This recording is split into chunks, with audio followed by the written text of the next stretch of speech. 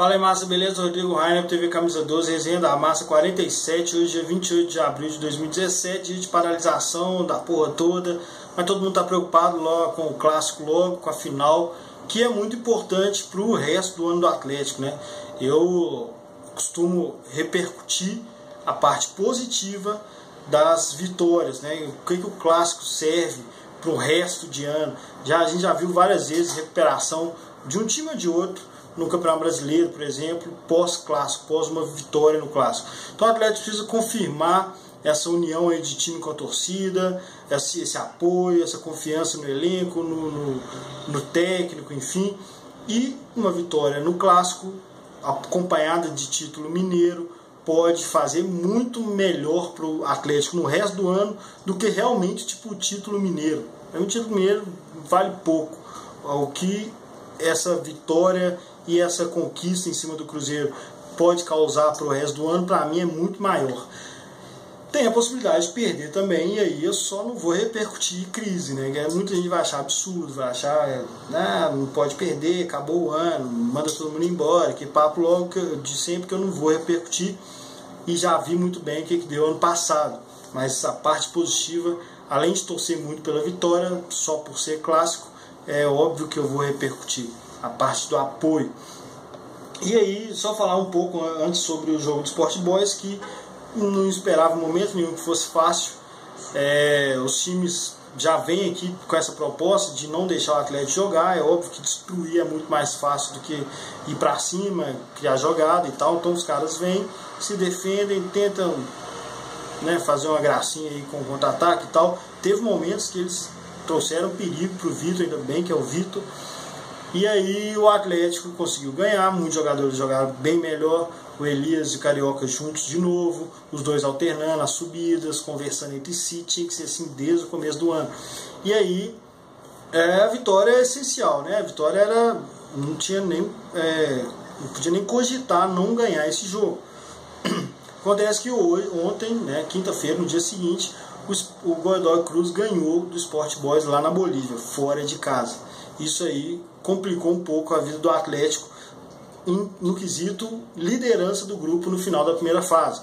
Porque o Godoy Cruz abriu um gol de saldo, se não me engano, e 3 pontos sobre o Atlético. E nós temos mais 2 jogos, sendo o último confronto direto entre Godoy Cruz e Atlético aqui em Belo Horizonte. Qual que é a minha impressão assim, de que dificultou bastante para o Atlético ser o primeiro do grupo? É que a gente não pode esperar uma goleada simples lá contra o Sport Boys na Bolívia, né? Pode acontecer, mas o time também pode atrapalhar, assim como o Libertad pode atrapalhar o Godoy Cruz na Argentina, que é a próxima rodada, são esses 2 jogos, né? O Godoy Cruz joga em casa contra o Libertad. O Libertad pode atrapalhá-los também, mas independente de qualquer coisa, se o Atlético ganhar os 2 jogos, o Godoy Cruz precisa ganhar um jogo e superar o Atlético no saldo. E aí tem um detalhe, o Atlético joga quarta-feira contra o Sport Boys e novamente o Godoy Cruz joga no dia seguinte. O fato do Godoy Cruz jogar no dia seguinte faz com que ele já consiga se planejar para o jogo contra o Libertad e o jogo contra o Atlético aqui em Belo Horizonte. Ele pode fazer uma projeção do que fazer para ultrapassar o Atlético em saldo de gols, dependendo do resultado do Atlético na Bolívia, e manter essa vantagem de saldo de gols, mesmo perdendo para o Atlético aqui em Belo Horizonte. Então o Godoy Cruz tem uma vantagem de que, se ele executar bem executado, ele vai ser difícil tirar a liderança dele, do grupo. E aí eu acho que a liderança do grupo é muito importante, né? O Atlético tem que tentar golear o Sport Boys lá na Bolívia, que eu acho que é o mais provável, né? Mais provável golear o Sport Boys na Bolívia do que o Godoy Cruz aqui em Belo Horizonte. É isso que eu penso. Bom, nesse jogo, né, na quarta-feira, depois do jogo do Atlético, teve a briga lá em São Paulo, no Uruguai, né, com o Palmeiras, que eu não acho legal a violência, não acho legal a reação. Em momento nenhum culpo o Felipe Melo, porque ele deu uma declaração e foi respondido com racismo, violência, covardia, enfim.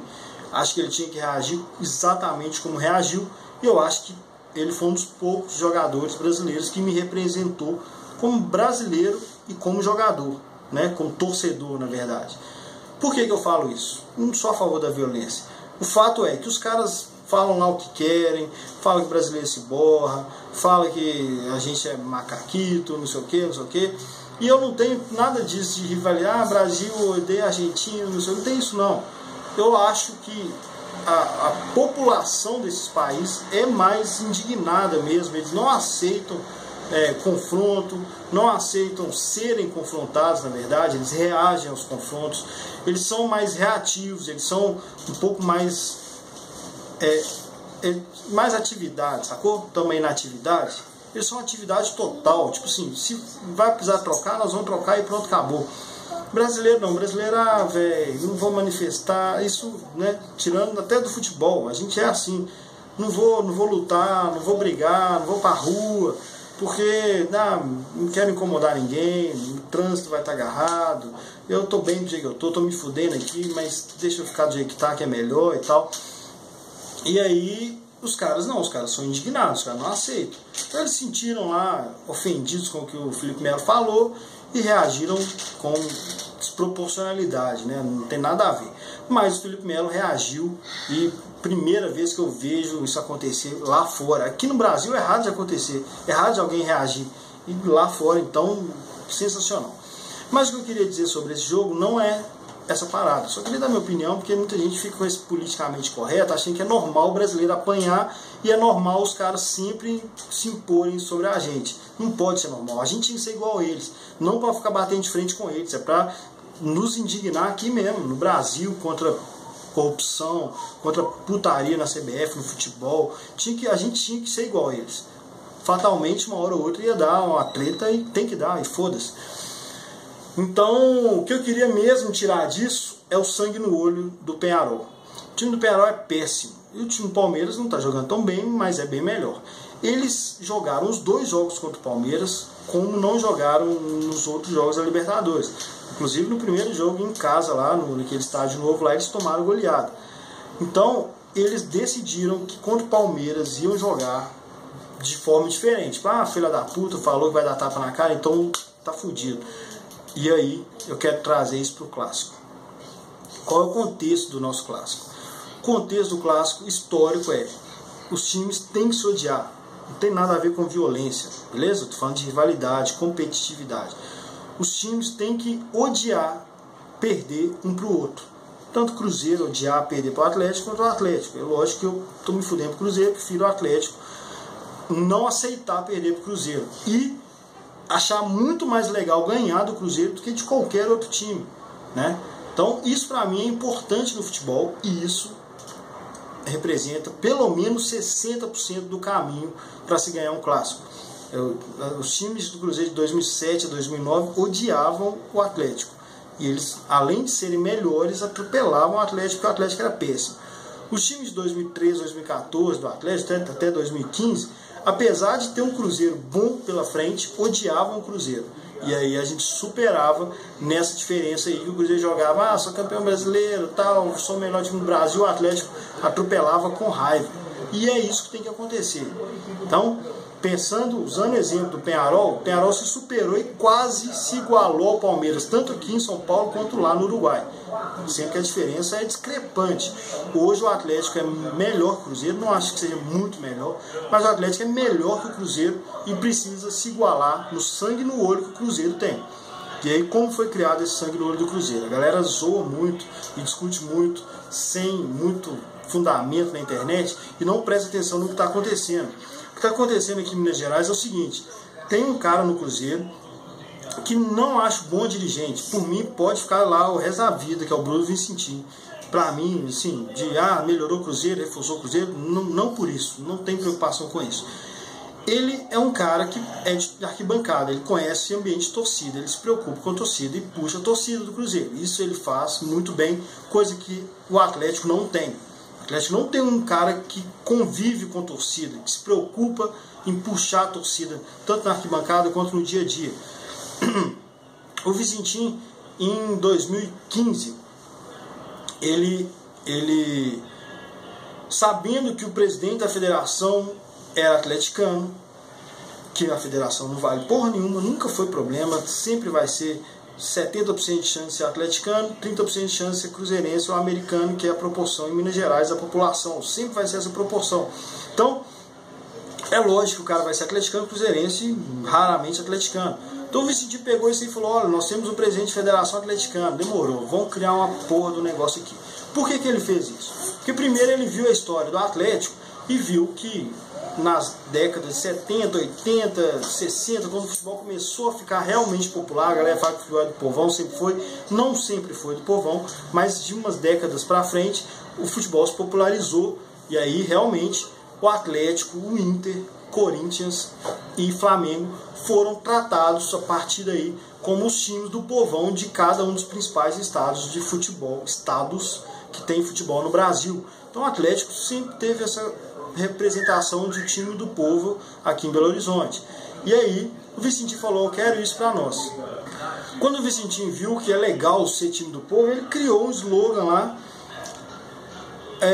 pegou um empate do Atlético lá no Mineirão contra o Cruzeiro, um dia em que a torcida do Cruzeiro cantou até uns minutos, que eu nunca tinha visto na minha vida, cantou uns 10 minutos, 15 minutos, direto, sem parar mesmo, sofrendo pressão inclusive, até achei que tinha salvação para a torcida deles.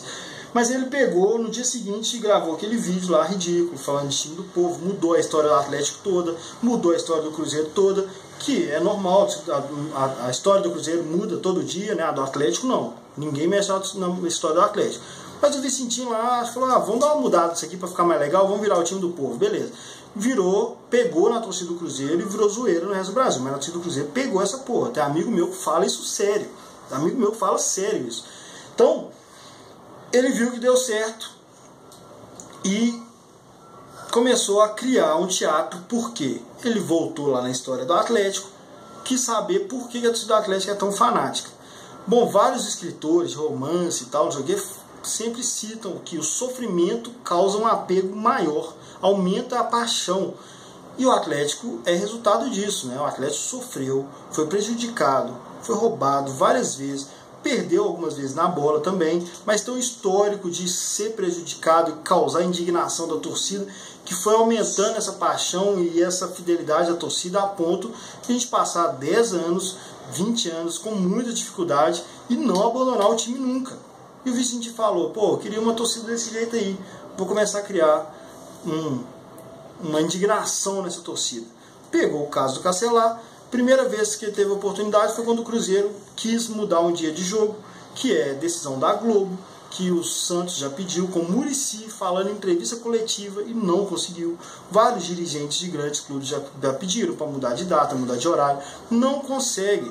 Aí o Cruzeiro não conseguiu mudar um dia de jogo e colocou nas costas da federação, porque o presidente da federação é atleticano. A torcida do Cruzeiro, né, não sei se conscientemente ou se só de inocência mesmo, abraça essas coisas e criou um sentimento de que o Cruzeiro está sendo prejudicado, o Cruzeiro está sendo desprestigiado em Minas Gerais e tal, e isso cria sangue no olho, inclusive do time, né? O Sobis falou isso ontem em entrevista, falou que o Cruzeiro tem que ganhar dentro e fora de campo, isso cria sangue no olho, beleza? Não é legítimo como o sofrimento do Atlético, os roubos que o Atlético sofreu, mas está sendo muito bem criado. O Cruzeiro criou, tirou não sei de onde, que ele pode punir a torcida do Atlético e tentou proibir instrumentos do Atlético no último clássico. O Atlético foi lá e fez valer o direito de falar, Cruzeiro, você não decide porra nenhuma, você não é poder público nem PM, você não tem que proibir porra nenhuma. O Mineirão permite instrumento ali onde a torcida do Atlético vai ficar, então nós vamos levar e pronto, acabou. O que o Cruzeiro fez? A federação ajudou o Atlético. Não é verdade. O Cruzeiro não tem direito de proibir nada. O Cruzeiro não pode punir a torcida do Atlético. Tá louco? O cara tá louco. Aí, agora essa coisa aí de um assunto de PM, que a PM já se manifestou e os caras estão, mais uma vez, querendo levar para o lado do sofrimento, de que nós estamos sendo prejudicados, enfim. No final das contas, desde 2013, o que acontece é que as briguinhas de escola, de criança, e a professora fala, quem começou? Aí fala, foi ele que começou. Foi o Atlético que começou. O Atlético começou decidindo o mando de campo. Eu quero jogar no Horto e pronto, acabou. O Cruzeiro não decide sobre isso. O Cruzeiro tem que jogar onde o Atlético quiser e ponto. Desde então o Cruzeiro está tentando arrumar motivos, para a mídia, para a opinião pública, fazerem com que o Atlético pareça um vilão por mandar o jogo no Horto e não no Mineirão. Porque é óbvio que o Cruzeiro está muito mais confortável jogando no Mineirão. E aí eu vejo amigos meus que sempre arrotaram, nós somos veteranos de Libertadores, vocês são novatos de Libertadores, a gente tem tradição em Libertadores, querendo ser visitante em ambiente confortável. Se você é experiente em Libertadores, você tinha que estar acostumado a ser visitante em ambiente hostil, não fazer uma pirraça para ser visitante dentro do seu estádio, onde você já joga. Você está louco? Você acha isso um absurdo? Você acha um absurdo o mandante te incomodar, te levando para um jogo onde você não conhece o estádio, não se sente bem no estádio? Para que se viu a sua experiência de La Bestia Negra das Américas, né, meu amigo? Então, é isso que está acontecendo em Minas Gerais. É uma briguinha de criança que o Atlético começou e com razão tem que fazer valer o mando de campo mesmo, e o Cruzeiro não se conforma com isso, cria um teatro que consequentemente cria um sentimento de prejuízo, de que o Cruzeiro está sendo desprestigiado e consequentemente cria sangue no olho. Então o Atlético não pode entrar em campo só como um clássico, uma decisão, porque o Cruzeiro não tem entrado assim a muitos clássicos, beleza? Inclusive a torcida. E isso cria mesmo um engajamento enorme. No mais, o Atlético tem que jogar com a postura de quem tem a vantagem, mas com muita inteligência, porque o Cruzeiro realmente, normalmente espera, e o Atlético é quem pode esperar, principalmente fazendo o primeiro jogo lá no Mineirão. Deixar o Cruzeiro vir para cima, se o Cruzeiro vier para cima, o Atlético está com o campo aberto para jogar. Se o Atlético for igual doido, pode perder a vantagem logo no primeiro jogo, isso não é legal. Então o Atlético tem que jogar como quem tem vantagem. Eu imagino que o Roger vai conseguir. Os dois técnicos são muito pica, na minha opinião, mas o Atlético tem a vantagem, pode controlar isso aí por ter vantagem dos dois resultados iguais e de jogar o segundo jogo em casa pela primeira vez em 5 anos, que o Cruzeiro nunca reivindicou 50-50 quando o segundo jogo era de mando dele, beleza? Então, ó, sem violência, sem treta, mas vamos discutir em alto nível essa porra, sem esse negócio de eu odeio cruzeirense, não converso com... Não, tem um monte de amigo cruzeirense, amigo meu pra caralho, considerado pra caralho, que eu converso, troco ideia, vamos pro clássico, vamos beber depois, encontrar no bairro, enfim, e tudo na paz, e que o Galo ganhe, seja campeão dessa porra aí pro resto do ano ser bem melhor. Beleza? Não some não, um grande abraço.